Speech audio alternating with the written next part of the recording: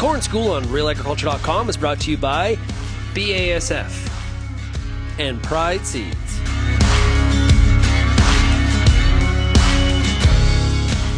Hi, I'm Bernard Tobin. Welcome to the Corn School. Today I'm in Ballarson, Ontario, catching up with Neil McGregor from Pride Seeds. Sir, how you doing? Good, Bern. Welcome to Eastern Ontario. Hey, it's fun to be here, and great to catch up with you on the farm here. The corn's looking good. How's the season? Oh, it's phenomenal. We're maybe a little bit behind schedule, but still, corn's tasseling right now. We're in good shape. Awesome. Well, hey, let's talk a little bit about seed size and talk about the new year and how you can dial in seed size for your planter. So, before we get to that, I want to talk about the yield potential in different seed sizes.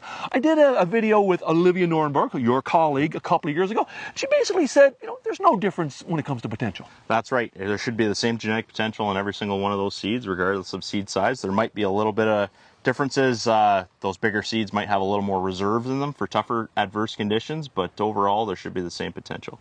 Now, what about your planter and fine-tuning the planter? Is there something we could do there, we should do there? I know you've been doing some work with Kearney Planters to sort of like shine a spotlight on that. That's right. We try to deal with some third-party companies to make sure that our TrueFlex setting works the way we hope it does. And so we take a bunch of different seed lots of different seed sizes, send them to Kearney Planters, and they run them across their test stand with various different metering systems, whether they're vacuum or mechanical. So Neil, what did you learn? We've got different meters, we've got a lot of different settings. What do you have to think about? So really, we did see some differences based on those settings. There was maybe some settings that didn't necessarily work with different seed sizes, but when we actually dialed those in, we saw some pretty acceptable singulation. I know precision planting, I think it's 99% or above. Really the one that has the hardest job to tweak, just because there's not as many settings to adjust, is a finger meter. So really, just speed plays more into how that impacts our singulation on those meters.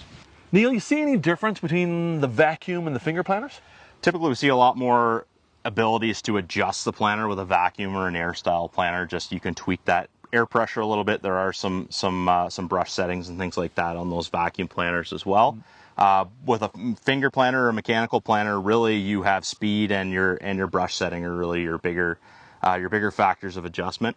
So speed becomes a bigger factor with those larger seed, just for that finger to be able to grab that seed. Now, you use the data and the insights that you got from this trial to fine-tune your planter spring 2024. What did you do? What did you learn? So we really wanted to ground truth this data. So we found a hybrid that we could get a bunch of different seed sizes with. It is a challenge because genetics do play a little bit in that seed size as well. So you can't get every single seed size. So we found a hybrid we could get 3 different seed sizes, put it in a field setting to really put some yield to it. So we did that, multiple replications, and really found no significant difference in terms of that. It was what we hoped to see. Yeah. How did you fine-tune the planter? So really, we just went by manufacturer adjustments, precision planting. This actually was a finger meter we used. So they have those brush settings based on that seed size. So we just adjusted that between each replication, and also did some ground speed as well, especially with that larger seed. Maybe drop the speed back a little bit. And how did the data look? Very negligible data. There between the reps, there was one that showed a little bit, but we can potentially even throw some environmental and field factors into that as well. But one of the reps, there was actually not even a bushel difference between all of them. Neil, final question. You have this data. You're sharing it with your customers and growers. What can they learn? How can that impact their seed decision, their seed purchase this fall? Well, still, especially with those vacuum meters, there is so much ability to adjust those planters that seed size isn't the biggest issue with those hybrids.